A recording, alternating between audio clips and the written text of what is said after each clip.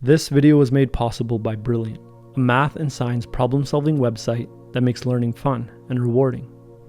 Your growth in life depends on how you spend your energy, and the best way to spend your energy is on solving the right problems.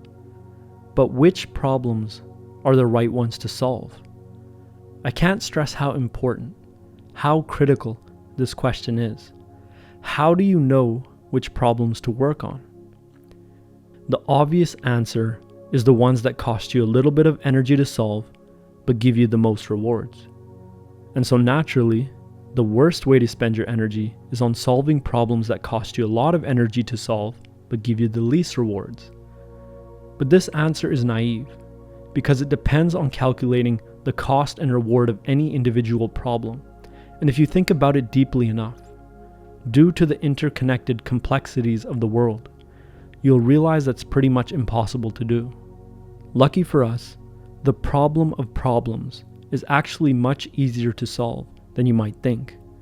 The best problems to solve are the ones that choose you, the ones that naturally capture your interest, the ones that spark your curiosity, keep you questioning, ones you're afraid to confront, but deep down inside, you know you have to. And you know you have to because they're the ones confronting you in interesting or threatening ways.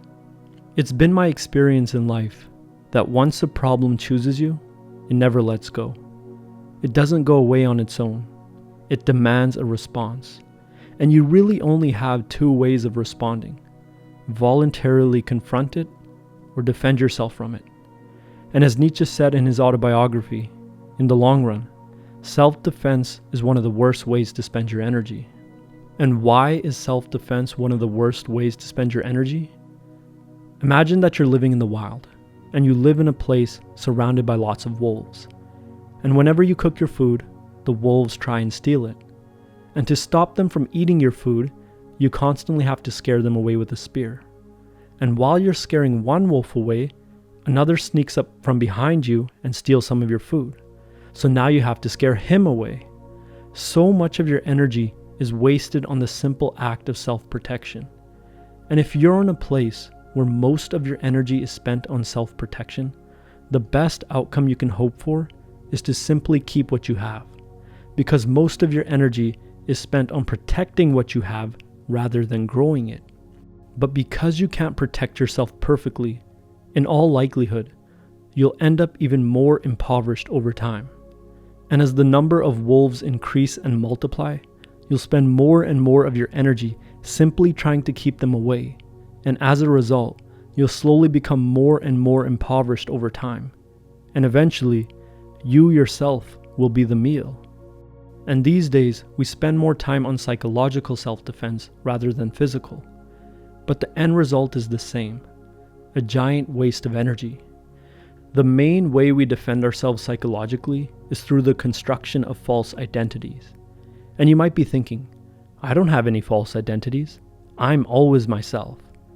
But answer this: how many times do you find yourself biting your tongue, holding yourself back from saying what you want to say, saying yes when you want to say no, saying no when you want to say yes, acting in a certain way to avoid being judged, having negative thoughts and feelings towards someone which you hide from them, talking behind someone's back or secretly judging them, having to carefully choose your words and walk on eggshells, denying what you really want, or repressing how you really feel? Be honest with yourself. Do you take on a personality just to avoid conflict with others?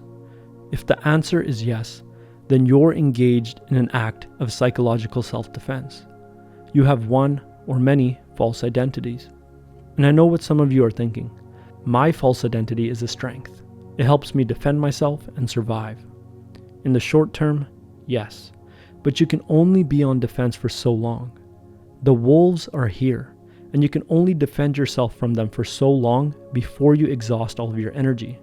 Think about the long-term cost of being on defense. Think about how much energy you spend on constructing false identities to avoid conflict. And what happens? The conflict never gets solved. It never goes away. It only gets worse with time. And all of this energy you spent growing your false personalities was energy you took away from growing your real self.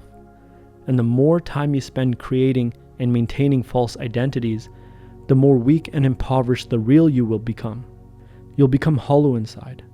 You'll lose yourself, and you'll simply become a collection of false personalities rather than who you really are. And if you understand what I'm saying, you'll realize that, at some point, you'll have to voluntarily confront the wolves. And if you confront them, if you get rid of them at their source, if you destroy their den, so to speak, then you would no longer be stuck in self-defense. And the energy you free up can be spent on gathering even more food, on growth, rather than mere protection. In other words, stop depending on false personalities to get by. At best, they'll buy you some time. At worst, they'll make you too weak to save yourself. Prepare yourself to face your problems head on, sincerely, directly, and at the root. Challenge them as soon as you can, because the longer you run and hide, the more your problem grows, and the more a problem grows, the more difficult you might find to face it. Put yourself in a position where you never have to be false again, as far as that's possible. And create allies if you can, people whom you don't have to be false with, who want to help you overcome your wolves. Perhaps you've already been running for so long, it seems pointless to try and confront your problem. The tunnel seems too long and dark, and you can't see a light at the end. But just because you can't see the light, it doesn't mean it isn't there. I believe that it's always there, and it's always worth making the attempt to try and reach it. Because what's the alternative? Live a false life? Spend all your energy avoiding your conflicts through false personalities until eventually your problems grow so big they consume you? And once you solve the problem at its root, you can spend your extra energy on becoming stronger, flourishing, blooming, on becoming who you really are. And if you ask me, becoming who you really are is the most valuable and meaningful thing to be accomplished in this life. That concludes my exploration of Nietzsche's teaching. As always, this is just my opinion and understanding of Nietzsche, not advice. If you're looking for another video to watch after this one, I recommend watching my video, Nietzsche, Doubt Your Beliefs, Become Free. I'll put a link to it in the description below and in the top right of the screen right now. And if you're looking for a way to increase your wisdom, I recommend checking out this week's sponsor, Brilliant. Brilliant is an interactive learning platform built off a very simple yet effective principle. You learn best while solving problems in real time. Brilliant starts you off with simple problems, but they increase in difficulty bit by bit until, before you even realize it, you've learned a fundamental concept in logic, science, math, or computer science. They've recently taken the interactivity on their platform to a whole new level. Check out this example from their newly redesigned course, Scientific Thinking. You can drag this finger, move the center of mass of the object, and visually learn the science behind how balance works. Join a community of over 11 million learners today by going to www.brilliant.org/freedominthought or click the link in the description below and you can sign up for free.